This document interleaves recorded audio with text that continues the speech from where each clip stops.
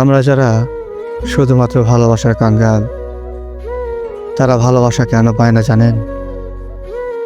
আমরা খুব সহজেই মানুষকে বিশ্বাস করি এবং যাদের ভালোবাসি তাদের সাথে এমনভাবে মিশে যায়, নিজেদের আবেগ, অনুভূতি, দুর্বলতা সব কিছু খুব সহজেই তাদের কাছে প্রকাশ করে দেই। এই যে অতিরিক্ত মিশুক মনোভাব এবং নিজেকে সহজলভ্য করে দেওয়ার ব্যাপারটা, ঠিক এই কারণে আমাদের কপালে ভালোবাসা জোটে না।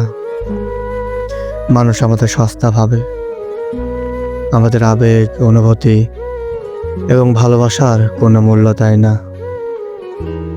ব্যক্তিত্ব বিসর্জন দিয়ে আমরা মানুষকে ভালোবাসতে যাই বলেই আমাদের অবজ্ঞা, অবহেলা জোটে কপালে। যারা শুধুমাত্র ভালোবাসায় চায়, আমাদের ঠিক সেভাবেই ঠকানো হয়।